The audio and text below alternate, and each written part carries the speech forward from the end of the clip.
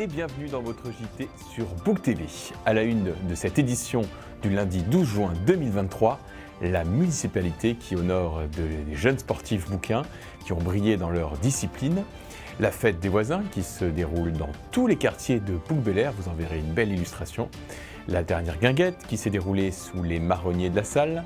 Le prix des lecteurs 2023 qui a été dévoilé à la bibliothèque. La kermesse de l'école de la Bergerie qui a fait carton plein. Le club des arts qui expose ses œuvres au château. Et nous terminerons en musique avec Jazz sous les étoiles Bouc-Bel-Air qui a rendu hommage aux grandes divas de jazz. Sans oublier bien sûr la météo à l'issue de ce JT. Qu'il soit du Nautil Club Bouquin, de Bouc-Bel-Air Volleyball ou même de l'association sportive du collège Georges Brassens, ils ont tous brillé dans leur discipline. Une cinquantaine de jeunes bouquins ont été invités en mairie, dans la salle du conseil, et ont reçu les félicitations de la municipalité. Nous étions à cette réception.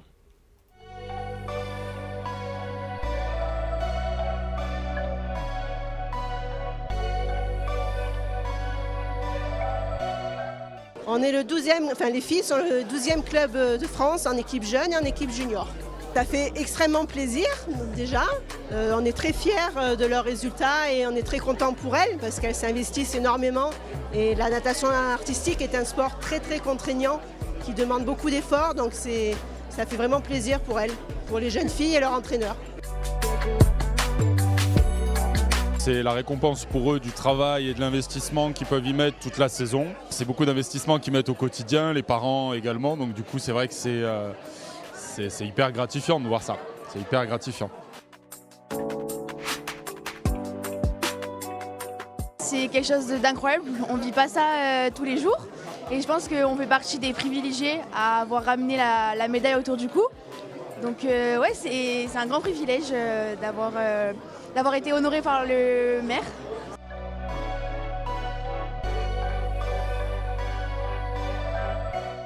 Dans la politique qui a été mise en place au sein de Bouc-Bel-Air, la politique sportive, c'est une ouverture à tous les bouquins, quels qu'ils soient, hommes, femmes, enfants, de pratiquer le sport qu'ils veulent. Et c'est une discipline qui, enfin, c'est notre politique de pouvoir faire bénéficier l'ensemble des bouquins de toutes les pratiques possibles.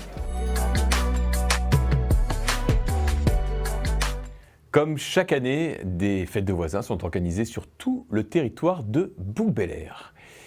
Et comme chaque année, la municipalité et le maire en premier entendent soutenir ces moments de convivialité en fournissant tables, chaises, affiches. Samedi soir, une fête des voisins était organisée à l'entrée du quartier de la Salle. Nous avons pu y participer.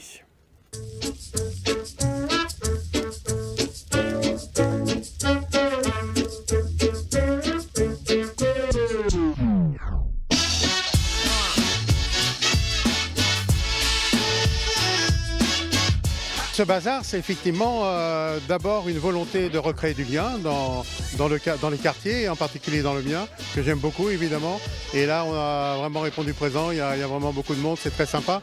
Et voilà, la fête des voisins a redémarré après une période qui était une période vraiment difficile, celle du Covid, enfin chacun sait ce que c'est.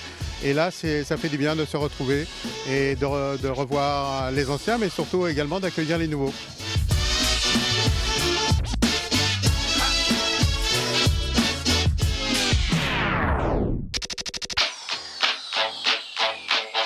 Moi, je trouve que la fête des voisins, c'est une nécessité.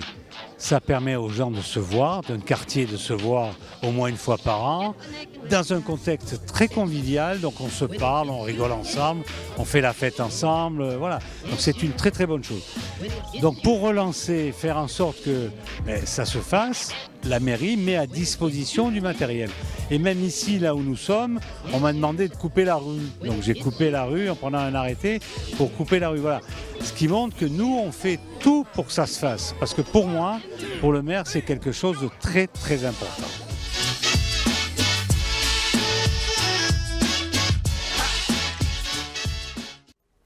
La dernière guinguette de 2023 a eu lieu vendredi. Ce sont d'abord 3 classes de l'école de la Salle qui ont pu profiter d'un concert dans l'après-midi du duo féminin Tascabilissimo qui mélange violon et accordéon. Elles chantent l'amour, la liberté, les galères et les joies en espagnol, italien, français et anglais. Et puis le soir, sous les marronniers de la salle, les bouquins ont pu écouter le concert public de Duo. Encore une fois, cette guinguette a été l'occasion d'un grand moment de convivialité en famille autour d'un verre et d'une petite restauration proposée par les food trucks. Il faudra attendre le printemps 2024 pour que reviennent ces guinguettes, ces concerts gratuits proposés par la municipalité. Comme chaque année, le prix des lecteurs a été décerné à la bibliothèque lors d'une petite réception. Cette année, le thème est une citation tirée de l'Avare de Molière. « Je sais tirer adroitement mon épingle du jeu ». Un thème qui a inspiré les écrivains amateurs, comme nous le voyons dans ce reportage.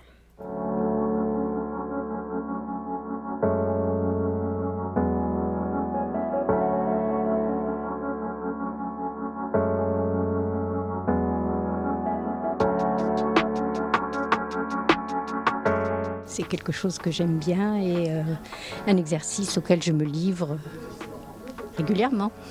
Ça fait toujours plaisir, c'est la reconnaissance, voilà, mais l'essentiel est de participer. J'anticipe sur le sujet de l'année prochaine. Pour la 13e fois, ce rendez-vous a un grand succès et on donne rendez-vous l'année prochaine à encore plus aux personnes qui veulent venir partager ce moment et se livrer à nous, se livrer aux lecteurs. Et c'est ce qui fait la richesse des bibliothèques, de la voix orale et de tout ce qui peut nous unir ce soir. Tradition respectée pour l'école de la Bergerie qui a organisé sa kermesse de fin d'année et où plusieurs centaines de personnes ont pu participer. Structure gonflable, initiation au handball, pêche au canard pour les tout-petits, jeux d'adresse, restauration. La kermesse est toujours un grand moment de convivialité avant les vacances estivales. De quoi ravir Corinne Lemeu, adjointe au maire en charge des écoles, au micro de Book TV. L'école de la Bergerie, donc par le biais des parents d'élèves, et des enseignants aussi, se sont mobilisés pour faire encore de la kermesse de cette école une véritable réussite. Donc vous le voyez ou vous le verrez, il y a beaucoup d'animations, tout le monde est vraiment mobilisé et c'est un grand plaisir. Et puis c'est tellement un moment festif, on fête la fin de l'année. Et je remercie encore tout le monde pour l'implication et je souhaite à tout le monde de belles vacances. C'est l'une des plus vieilles associations de Bouc-Bel-Air qui exposait au château. Le Club des Arts propose chaque année une exposition des réalisations de ses élèves, jeunes et moins jeunes. Axé uniquement sur la peinture, l'événement propose au public de découvrir une centaine de toiles pouvant mêler plusieurs techniques. Christine Alexander nous en dit plus au micro de Book TV. C'est plaisant de voir que les gens admirent vos tableaux. C'est vrai que certaines, elles ne voudraient pas. Je suis obligée de les pousser un peu. Et puis une fois qu'elles ont vu que les visiteurs aiment leurs tableaux, s'extasient, alors à ce moment-là, elles sont tellement ravies que l'année d'après, d'elles-mêmes, elles reviennent. D'elles, il n'y a pas que des femmes, nous avons des hommes également. Le 8 juin est commémorée la journée nationale en hommage aux morts pour la France en Indochine. Cette journée correspond au jour du transfert de la dépouille du soldat inconnu d'Indochine à la nécropole nationale de Notre-Dame de Lorette, le 8 juin 1980. À Bouc-Bel-Air, la cérémonie a eu lieu au monument de la Salle en présence du maire et d'élus. Pour la première fois, Joëlle de Bernardi, petite fille et fille de soldats engagés, a pu livrer quelques témoignages du vécu de ses aïeux.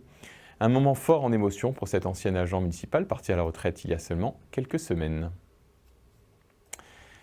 Un dernier mot pour vous dire que Jazz sous les étoiles Bouc-Bel-Air poursuit sa programmation. Vendredi soir, c'était un hommage aux grands divas de jazz qui était proposé au public de Jean d'Ormesson.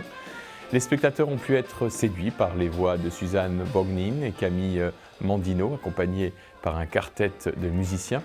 C'est un avant-goût du festival qui aura lieu début juillet au Jardin d'Albertas. N'hésitez pas à prendre vos places dès maintenant car elles sont limitées. Voilà, c'est tout pour cette semaine. Dans un instant, la météo. Ne ratez pas vendredi sur Book TV le conseil municipal, le dernier conseil municipal avant les vacances d'été. Belle semaine à tous.